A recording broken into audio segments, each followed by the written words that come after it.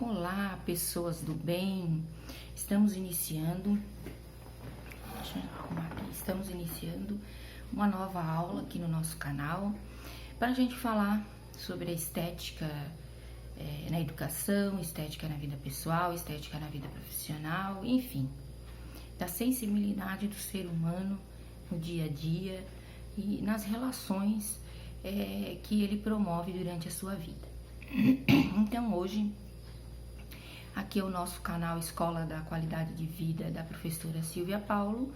Eu me chamo Silvia e hoje, então, a aula vai ser sobre as experiências estéticas, né?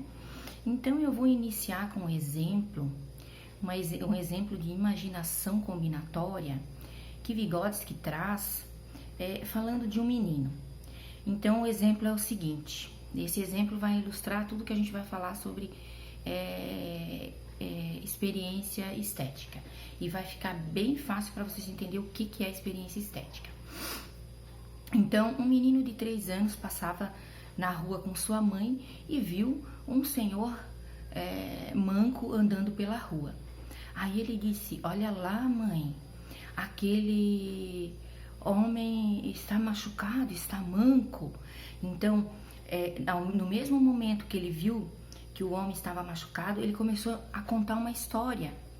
E ele contou a história de que um homem estava num cavalo, cavalgando num cavalo, e de repente ele caiu violentamente em cima de uma pedra e se machucou. Então, como ele se machucou demais, ele ficou manco. E como ele ficou manco, ele precisa de um pó mágico para se curar. Então, como que essa criança de 5 anos inventou essa história? Como ele sabia disso tudo que ele contou? Não, ele já tinha experienciado isso que ele contou, ele já tinha visto em algum lugar, ouvido de algum lugar, já tinha experienciado isso. Aí ele trouxe isso para essa história, que ele entendeu que combinou com aquilo que ele viu que o homem estava mancando, né? E essa combinação que essa criança traz, né? Esses elementos que essa criança traz para essa experiência são experiências anteriores, né? Aliadas a essa experiência que ele viu naquele momento. Então, a experiência estética nessa perspectiva passa a ter relevância nas diversas atividades que o ser humano vivencia no seu dia a dia. Ficou entendido, gente? Então, a partir do que a gente viu ali da criança, né? Que a criança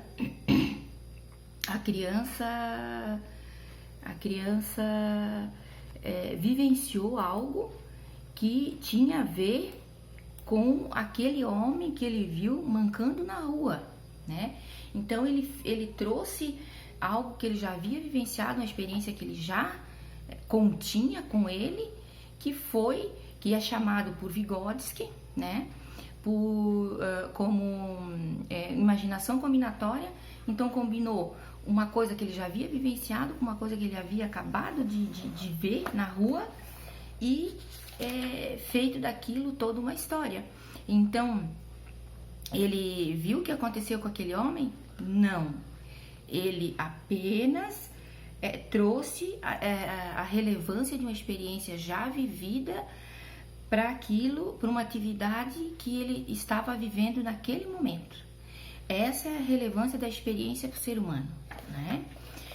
Então, diante desse exemplo, o que eu posso dizer sobre experiência estética? A experiência estética é toda e qualquer experiência que nós vivemos ao longo da vida e que imprime sensibilidade aos nossos dias em todos os momentos, né? Então, é a beleza de tudo que a gente vive à nossa volta e que nós podemos deixar a nossa marca, ou nós podemos nos marcar com aquilo que a gente está vivenciando naquele momento ao nosso redor, né? Continuando aqui, gente, deixa eu fazer uma propaganda aqui, ó, do meu livro, né? o livro Enredos Estéticos Literários na Formação Docente. Então, eu estou falando sobre estética a partir desse livro, claro, a partir de tudo que eu já pesquisei, que eu já vivenciei sobre a estética na educação, né? Então, e eu continuo pesquisando, continuo estudando sobre a estética no desenvolvimento literário, né? Estética literária. Eu venho estudando desde 2015, já falei isso para vocês na aula passada, né? Estou apenas repetindo. Então, esse é um produto de um trabalho de quase 4 anos, de estudos de quase 4 anos, que eu quis transformar em livro, né? Então, é um livro que está na editora Pris. Então, quem quiser adquirir o livro, está lá na editorapris.com.br, né? Então, pode procurar lá, que consegue comprar por lá, né? Lá pela editora, pelo site. Então, é um livro que depois que eu estudei muito sobre a estética na educação, a estética na vida pessoal, profissional, eu coloquei nesse livro. Então, se chama Enredos Estéticos Literários na Formação Docente, Diálogos com Vygotsky e Shakespeare, tá? Então, eu trouxe algo literário, né? Um cunho bem literário para essa discussão também, tá? Então, continuando aqui, nós vamos falar mais um pouco sobre a experiência estética usando esse livro. Então, vamos lá na página 77, onde fala, né, da experiência estética. Então, ó, quanto mais rica for a experiência que o professor obtiver, né, vamos falar bem agora do professor.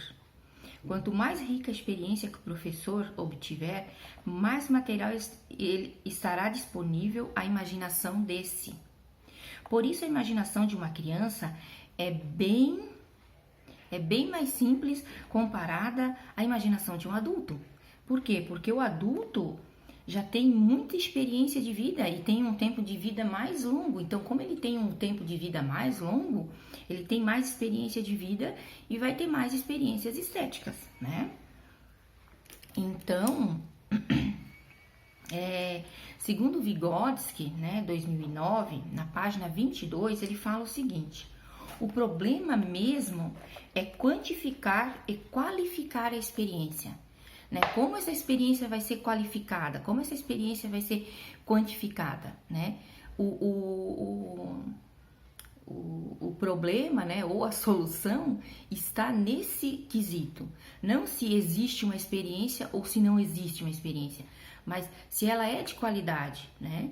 Então, para ela ser de qualidade, ela precisa ser necessariamente uma experiência boa, alegre, feliz, uma experiência show, né? Às vezes não, vai depender de cada pessoa. Por que vai depender de cada pessoa?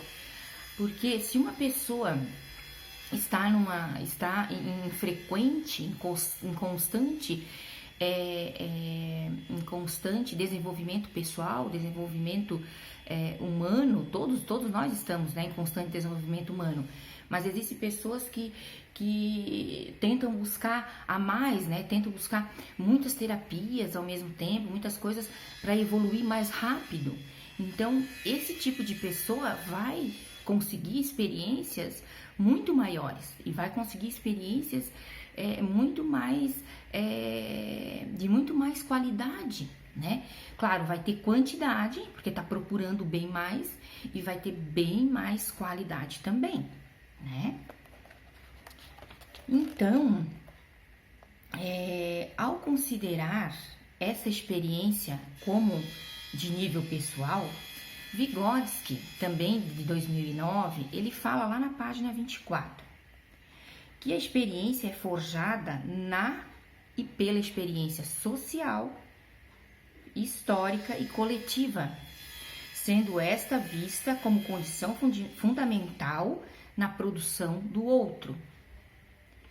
Então, ó, a imaginação é construída, orientada e ampliada pela experiência do outro. Ou seja, se ninguém nunca tivesse visto nem descrito o deserto ou a revolução industrial, então uma representação correta desse fenômeno seria impossível para as pessoas. E isso só é possível porque nossa imaginação não funciona livremente, mas é orientada pela experiência do outro. O produto da imaginação ou da apropriação de elementos sensíveis assemelha-se à realidade. Então, o que Vygotsky quer falar ali? Ele quer dizer que toda experiência que o ser humano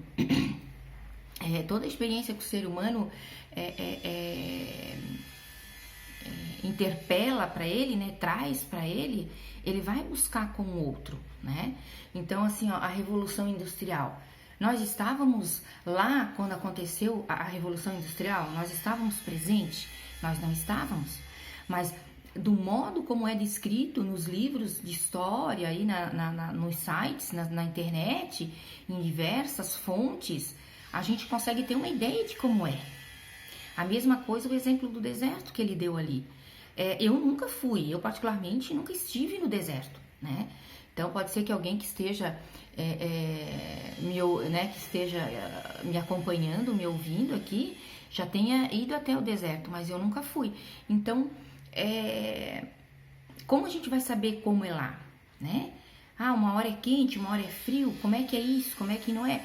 Só vai dar para sentir se a gente estiver lá. Mas a gente pode ter uma vaga ideia, a gente consegue imaginar esse deserto, porque alguém descreveu isso pra gente. Então, pra gente poder, né, segundo Vygotsky, e eu concordo com ele, porque se eu não concordasse com ele, não estaria aqui nesse meu livro, né?